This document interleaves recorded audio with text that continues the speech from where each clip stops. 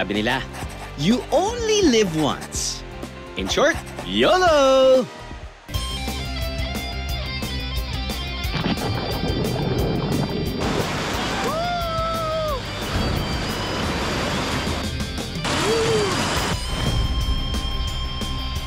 Kaya sulitin na natin ang buhay.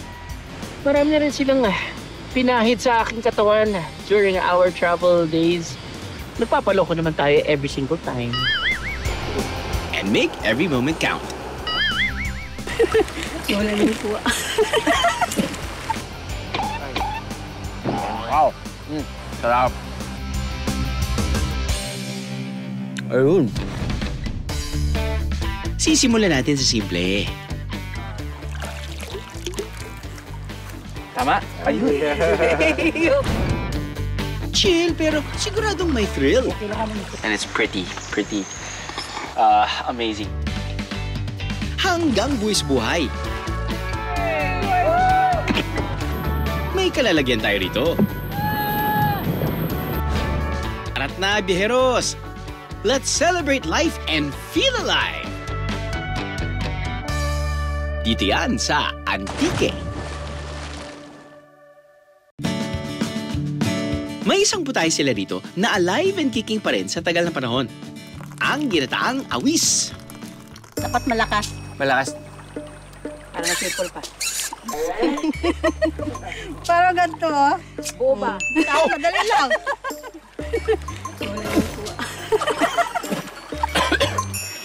Sa ilog na ito, pupulutin ang pangunahing sangkap, ang awis, na isang klase ng suso. Pwede raw mamulot ng awis kahit anong oras. Paano nyo pa hahanap? Pag ano mo pa, sir, kukuha mo na yan, mga ganito. Kakapain. Kasi maliliit. Subukan ko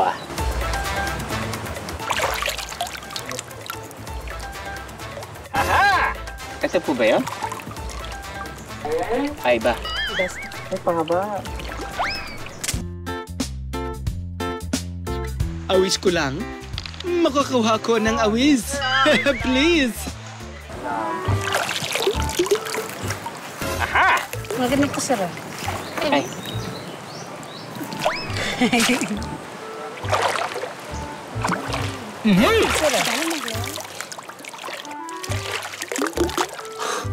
Tama? Ayun.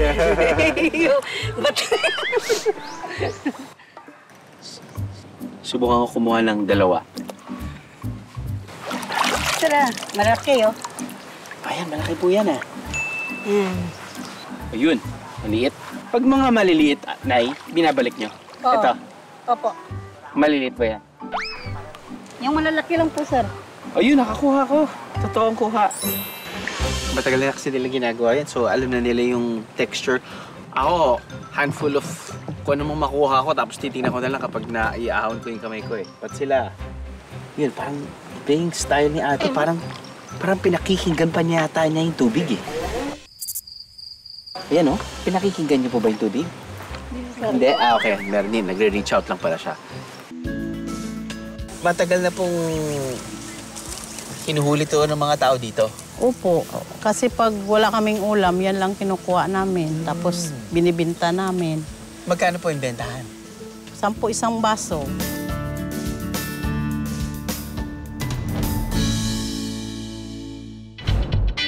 Bago ito lutuin, isa-isang puputulin ng dulo nito para mas madali itong kainin. Masarap daw itong iluto sa gata. And I just gotta try that. Ha.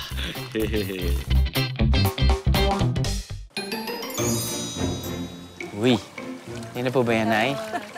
Nay, oo, naku! Wow! So, paano ko kinakain to? Sinisip-sip po. Sinisip-sip po. Kuha, tapos Sige nga po, sisip-sip paano niyo po gagawin? Nyari isa po. Ganyan. Oh. Oh, saan niyo po sisip-sipin? Dito sa... Ganyan sa ano yan. Ganyan. Parang sip-sipin mo. Dapat malakas. Malakas. Para simple pa. Pwede marunong si Sip. Parang ganito, ah. Tapos madali lang. Sige, ma'am. Subukan ko nga. Bakit kayo umiiyak? Kaya, ma'am. Ganun lang ka, Dennis!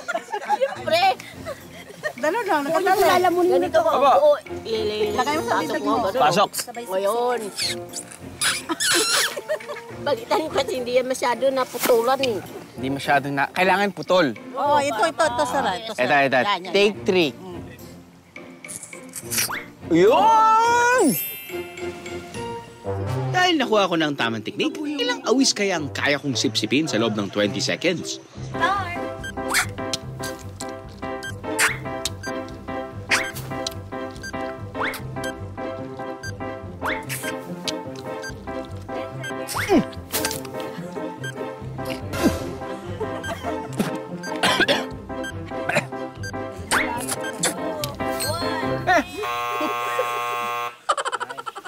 Ilan po yan? Lahat may laman pa eh. Sarap, dahil nga may gata. Lasang suso. Noong 2022, nagkaroon ng culinary exhibit sa Antique kung saan ibinida nila ang 30 signature dishes ng probinsya. Kabilang dito ang ginataang awis. Ginagawa namin yun para po yung mga tao dito sa Tibiao, especially the younger ones, malaman po kung ano yung mga endemic food na fini-feature namin sa mga visitors. Kasi when we speak of tourism, it's not just all about the tourist destination, but it also includes a local gastronomy. Awis is actually endemic siya dito. Kahit saan ka lang pwedeng kumuha as long as malinis yung water source. Pero hindi lang ito ang putahe ng buhay na buhay pa rin sa Antique magpahanggang ngayon. May mga pagkain ding hinahanap-hanap lalo na kapag Semana Santa. Teka, hahanapin ko rin yan. Siyempre dahil Easter Sunday ngayon, hindi mawawala yung Easter egg hunt. Now, nandito tayo ngayon sa Antique at 2 of the 4 eggs na kailangan nating hanapin ay may nakasulat na dish na usually kinakain nila during Semana Santa. Hanapin natin yung GoPro. Kasi kung saan yung GoPro, nandun yung itlog.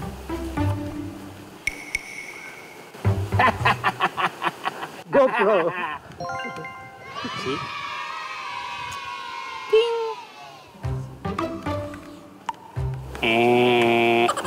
Pag-edit na ito, hindi na kailangan ng sound effects.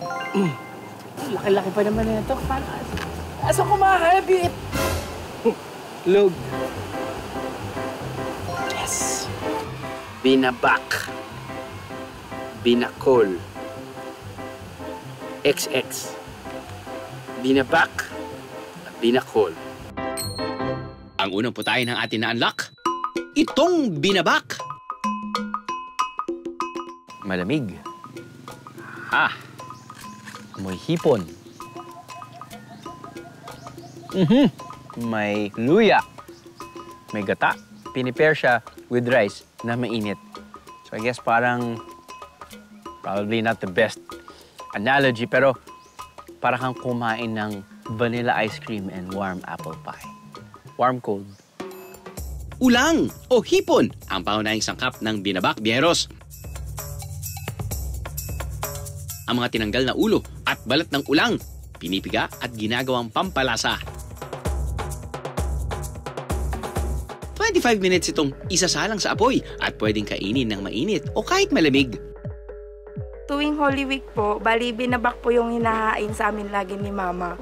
Kasi po bawal po yung karne. Yun po yung mga panata po ng Katoliko dito sa amin na bawal kumain ng karne. Ang putahe naman na ito, karaniwang inihahanda tuwing Easter Sunday o araw ng pagkabuhay. Ang binakol. Okay, version nila ng binakol. Binakol sa amin ay parang tinola. Pero gamit-gamit yung sabaw ng buko. Diba? Buko juice. Tapos may mga fresh buko meat. Sarap yun. Ibang bersyon nila ng binakol dito sa Antique ha.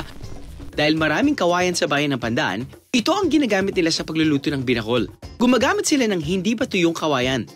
Nakadaragdag daw kasi ang katas nito sa lasa ng binakol.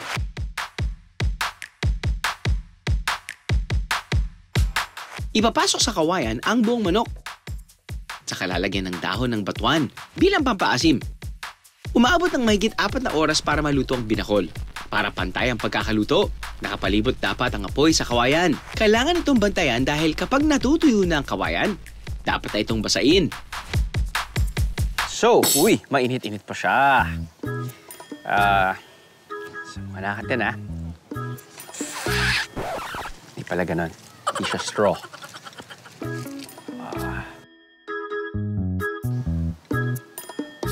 Wow, smells really good. So, wala siyang manok. Sabaw lang talaga siya. Loko lang, loko lang.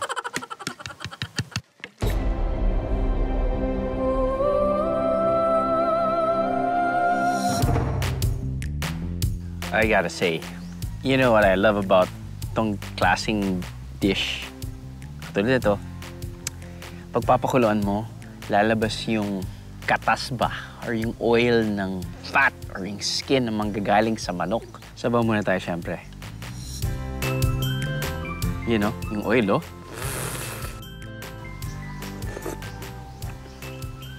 Uy. Okay. So, yung lasa ng binakol nila ay hindi lasa ng parang tinola. Yung lumilitaw na sa lasa ko ay yung asim. Pero hindi sobrang asim kasi gano'n naman yung batuan. Just mild. Mild sour taste. Tong manok ay maskulado. Kasi ba yung laman mo?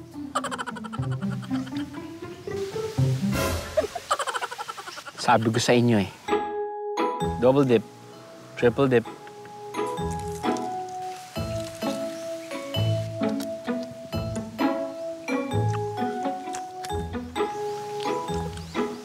Nilaban siya, ah.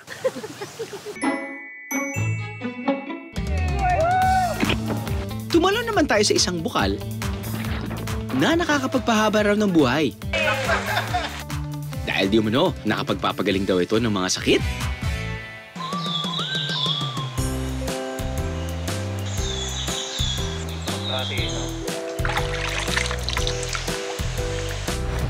Ang pangalan nitong Malumpati Blue Lagoon, mga Koreano raw ang nagbansag.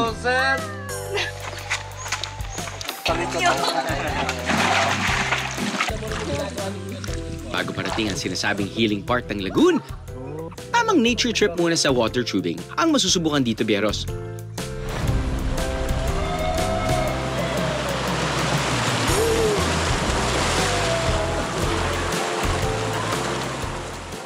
Magkano po charge bawat tao? Yes, bali yung binabayad ko ng guest ko, 250 po per head.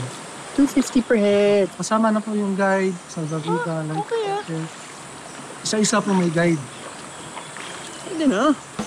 Pagkatapos magmuni-muni sa life, mas challenging na activity ang naghihintay. May buwis-buhay na diving show pa ang mga tour guide.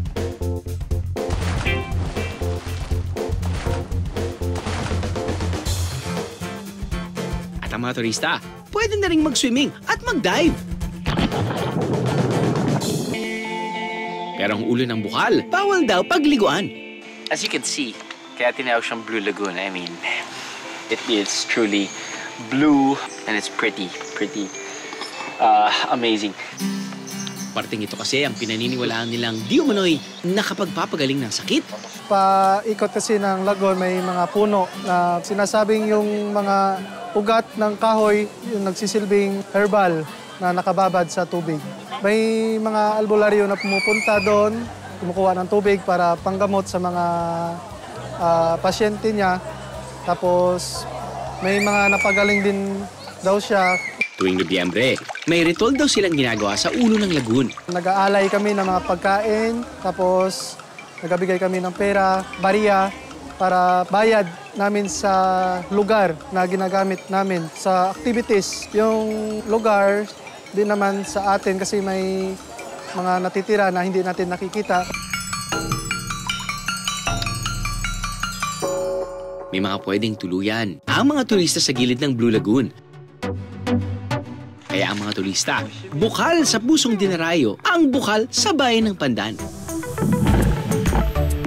Dito naman sa bayan ng Tibiao, itong Tuno River ang pambato nila.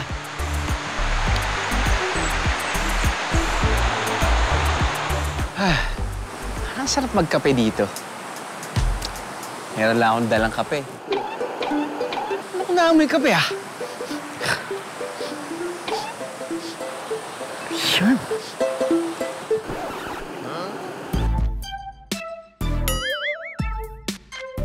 Sa resort na ito, hindi lang iniinom ang kape.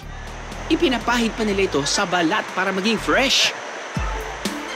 Oh yes! Ito yung bago sumakses. Kailangan munang ma-stress. Marami na rin silang pinahid sa aking katawan during our travel days. Kape, tsokolate, iba't ibang klaseng oil. Nagpapaloko naman tayo every single time. But yeah, I think ginagamit nila yung kape. Feeling ko from what I'm experiencing, it's to exfoliate. Kasi medyo may texture yung coffee beans na crush. Kung may kape sa bahay, hinahinay. May tamang paraan para gawin ito, Biyahros. Naghanap ako ng kape kanina. Eto, ayan. Kape nga. Matapos akong pahiran ng kape sa katawan, oras na para sa isa pa nilang pakulo. Ako na ang literal na pakukuluan. Nyay! Pwede raw haluan ito ng gatas para raw pampalambot sa balat. Kape? Check. Gatas? Check. Coffee break? Itong hamon de pandan, mahigit 100 taong ginagawa rito. May hamon nga lang sa paggawa nito, Biyahros. Bukod sa umaabot ito ng 2 linggo para magawa, maaari raw itong pamamahayan ng uod. Uh-oh.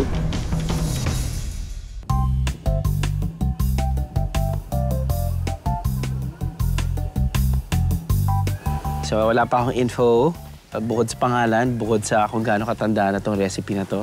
But from the looks of it, parang feeling ko medyo sweet, savory. Pero usually pag ganito parang titirahin ko kagad yung buto eh. Kasi yung buto, that's where the flavor's at. You know? Umuwi natin. Uy, parang siyang glazed. Parang siyang matamis. Maalat siya. So, mali. So, gets ko na ngayon. Kaya kailangan ng tinapay. Kailangan nga talaga ng pampa. Because the bread or the rice or whatever it needs to counterbalance the saltiness. Ayun. Ako, dami kong kanin kakainin na ito. Ang tanong, may uod nga ba itong kinain ko? Binigyan ako ng ideya ni Jude kung paano inihahanda ang hamon de pandan. Ano po yung perfect aging ng ganitong dish? Pinaka sabi sa akin is 1 week onwards. Ito yung natunaw na salt and sugar. Combination ng fats ng baboy. Yun yung masarap doon actually. So pag 2 weeks na, they start to mold. At yung mold na yon, bago lutuin, tatanggalin? Oo, tatanggalin. Then pag nag-mold siya, magmamagot siya. Asan na po yung magots? Wala, tunaw na. Oh no! So kasama na po yun. It's a part of the process. aging process. Yung magots naman yata, pwede naman kainin yata talaga. Pwede naman, di ba? Ganun sa mga preserve. Kahit sa mga cheese. So, pwede po bang umabot yan ng 52 weeks? Yeah, 6 months. Ako nakatikim ako 5 months. 5 months. Ano po yung lasa na niya? Kinakausap ka na po ba ng baboy? Ay, hindi na. Maitim na yung meat niya. Maitim na yung meat niya. And then yung saltiness, ganun pa rin. Balance pa rin siya. Si Lola Gloria ang nagpasa ng recipe ng hamon de pandan kay Jude. Sila lang daw ang pamilyang matyagang nakakaperpekto sa proseso nito. Sabi ni mother-in-law ko, pag ang baboy, wag nang magagaling sa rep, wag na. Mag-ibang lasa. Mag-iiba yung lasa. So, pagkakatay, bagong katay, lagay kagad sa asin, pati sa muscovado. It started yung uncle niya, lolo namin. Ano siya, contractor ng mga sakadas. Ano po ang sakadas? Nangunguha ng gagawas ng tubo sa mga hacienda. Mga sugarcane workers. Sugarcane workers, yes. Okay. Pag sila pupunta ng Negros, Tarlac, yes. Ano yung babaunin nila? So they have to preserve something sa meat. Kasi wala pang refrigerator ng wala pang kuryente. Totoo po. So ginawa nila, asin, muscovado sugar, yung basic lang na ingredients.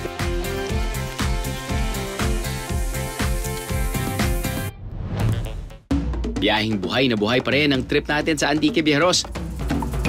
Gagawa daw kami ng puto ngayon eh. Eka. Paghiwalay ka muna tong puti pati yung... Parang madumi yata yun eh, no? Ay, nako. Tatanggalin ko na nga lang yung itim? Paring Albert! Paano ka nadapa doon? Hindi ko alam eh. Merong ano doon eh. Hindi, tinatanggal ko. Hindi ba dapat kailangan yan ganun? Tinatanggal eh. Kasama yan. 4 na oras na ako nagtatanggal ng maiitim.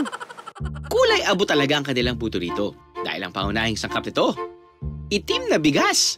Karamihan sa mga komunidad dito sa Antique ay naniniwala na ang black rice ay may kapangyarihan na makapagtaboy ng mga evil spirits. Kanyang unique flavor at appearance ay made it a popular ingredient in fusion cooking. Ginagamitin ito ng bahaw bilang pampalambot. Naibebenta nila ito ng 12 pesos kada piraso.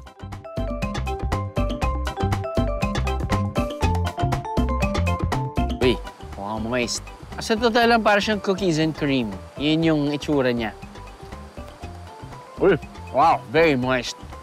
Uy, sa mga nakaka-appreciate ng mga texture ng very moist na puto. Nako, ma-appreciate nyo to. I mean, hindi siya matamis. Para siyang very moist chocolate cake na. Hindi chocolate cake, syempre. Pero yung chewiness ng puto. Wow. Aha. Wow. Sarap. Panalo. Kung mabubusog kakatsibog, abay galaw-galaw para mabuhay ang diwa. Dito sa bayan ng Tibiao, may magkadikit na atraksyon na pwedeng puntahan. Ayon sa mga lokal, unahing puntahan ang Bugtong Bato Falls. May 3 levels ito na pwedeng pagliguan ng mga turista. Aabot ng 3 kilometro o lagpas 5,000 steps ang balikan na pagpunta rito. Ilang hakban lang mula sa starting point ng Bugtong Bato Falls. Buwis-buhay na water tubing sa Tuno River naman ang pwedeng gawin.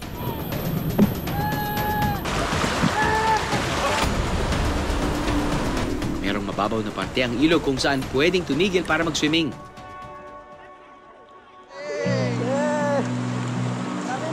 Check yung water na quality namin dito. We conducted water sampling. This is one of the cleanest river din dito sa Antique. And then we offer water tubing. Isa ito sa pwedeng puntahan dito sa Tibiao na pinagmamalaki namin. You only live once. Kaya kung may pagkakataong bumisita at sumubok ng mga nanaisin, abay gawin na natin. Isa lang ang Antique sa napakaraming pwedeng dayuhin. Para sa dulo ng buhay natin, siguradong masasabi nating, it's all worth it, Piero.